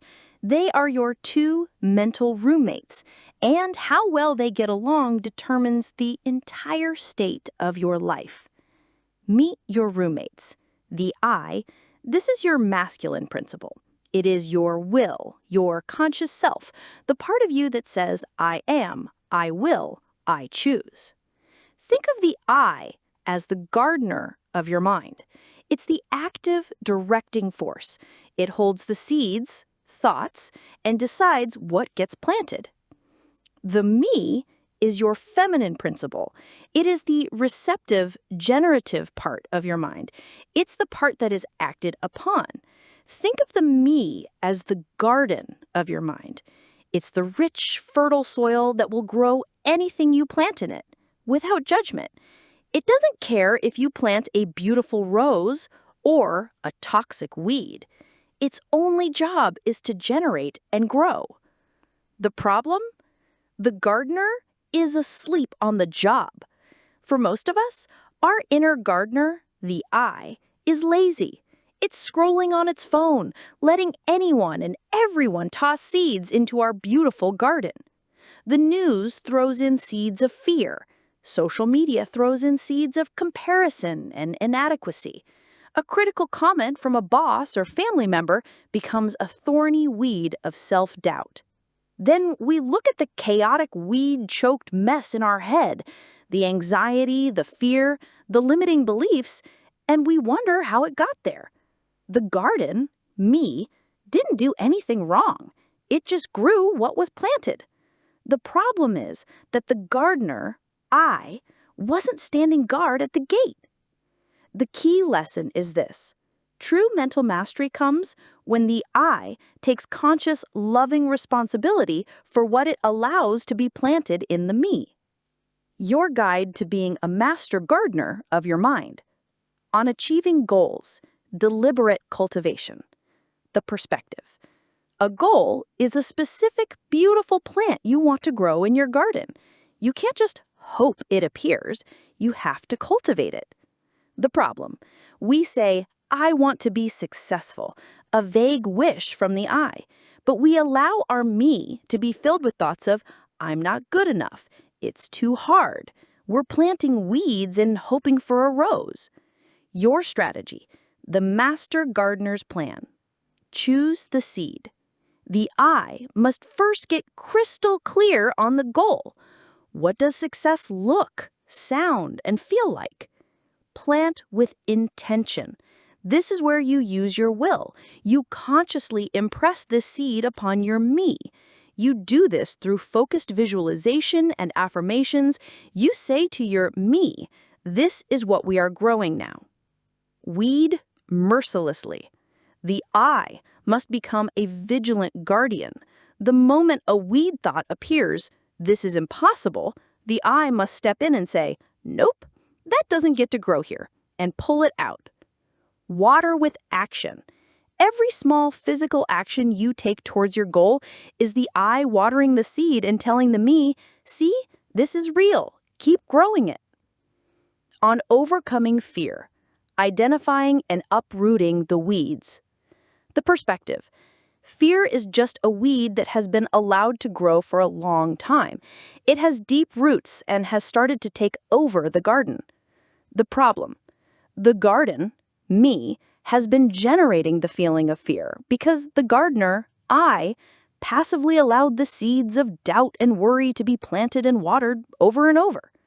Your strategy: conscious weeding and replanting. When you feel a spike of fear, your I must wake up and ask, what is the seed thought that is causing this? Identify it. Maybe it's, I'm going to be rejected. Then the I asserts its will. It says, I will no longer give energy to this thought. You consciously pull the weed. Immediately, you must plant a new seed in that empty spot. The I impresses a new thought onto the me. I offer my best and I am open to any outcome. Or, my value is not determined by others' opinions. This takes practice, but you are retraining your I to be an active protector of your mental space. The secret to suggestion, hypnosis, and influence. This chapter gives you the key to understanding how influence works. When one mind influences another, it is simply the I of one person bypassing the lazy I of another and planting a seed directly into their me. Advertising. A commercial's I constantly plants the seed, you will be happy if you buy this car, into your receptive me. If your I isn't standing guard, your me will start to believe it. A negative person, someone with a powerful, negative I, can walk into a room and impress their seeds of gloom onto the me of everyone else, bringing down the mood. A charismatic leader, a person with a powerful, positive I, impresses their seeds of vision and confidence onto the me of their followers, inspiring them to action. Your strategy for mental protection? Your I must become the bouncer at the club door of your mind. When an outside thought or suggestion approaches, your I must stop it and ask, is this thought helpful? Is it true? Does it align with what I want to cultivate in my garden? If the answer is no, you deny it entry. This is how you stop being a mental sponge for the world's negativity and become the sovereign creator of your own inner world. Chapter 15. Your graduation day. Now go live it. Ever read a self-help book, felt super inspired for 3 days, highlighted a bunch of passages, and then put it on the shelf while your life went back to being exactly the same? Yeah, we all have. The authors of the Kybalion knew this would happen. They knew you'd be buzzing with all this cosmic knowledge about vibrations and polarities, and they knew it could all turn into nothing more than a cool intellectual hobby. This final chapter is a collection of their greatest hits, their most potent truths, all designed to make sure that doesn't happen. It's their final plea to you. Don't just be a student of this philosophy. Be a living, breathing demonstration of it. The ultimate lesson is this. This book is not a magic pill. It is a user manual for a power tool you already own, your mind. Knowledge of the tool is useless. The power comes from the art of using it. Your final cheat sheet, the axioms to live by. Think of these axioms as the things I wish I'd known sooner list from the universe itself. 1. To change your mood or mental state, change your vibration. Your coach says this is the practical summary of the principles of vibration and polarity. Feeling anxious? You're vibrating at the frequency of fear. You can't just think your way out of it. You must act your way out of it. Your strategy? Put on a song that makes you feel like a rock star. Go for a brisk, powerful walk. Do something physical to shake up the snow globe of your energy. You are changing your vibration manually, and your mood has no choice but to follow. It's the fastest way to get out of a mental rut. 2. To destroy an undesirable rate of mental vibration, put into operation the principle of polarity and concentrate upon the opposite pole to which you desire to suppress. Your coach says this is your weed killer for the garden of your mind. You don't get rid of darkness by shoveling it out of a room. You get rid of it by turning on a light. Your strategy for overcoming fear? When the thought, "I'm going to fail," appears, don't argue with it. That's giving the weed attention. Instead, you must immediately and forcefully concentrate on the opposite pole. Plant a new seed. Ask yourself, what would it feel like to succeed? What is one thing I know for a fact I'm good at? You are withdrawing energy from the failure pole and pouring it into the success pole. This is mental transmutation in its purest form. 3. The possession of knowledge, unless accompanied by a manifestation and expression in action, is like the hoarding of precious metals, a vain and foolish thing. Your coach says this is the ultimate tough love. The universe does not grade you on your notes. It grades you on your actions. Knowing all 7 principles is worth absolutely nothing if you don't use them. It's like having a gym membership but never going. Your strategy for achieving goals? Stop learning and start doing. Pick one principle and apply it for one day. Today, decide you will be the cause, not the effect. The next time something bad happens, instead of complaining, being the effect, ask yourself, what new cause can I introduce right now to change this? Take one small conscious action. That single act is worth more than 1,000 hours of reading. 4. Mind, as well as metals and elements, may be transmuted from state to state, degree to degree, condition to condition, pole to pole, vibration to vibration. Your coach says, this is your declaration of freedom. You are never, ever stuck. Your current mood, your current circumstances, your current limiting beliefs, they are not a life sentence. They are a temporary state, like the weather, and you are the one who can change the forecast. Your final word from your coach.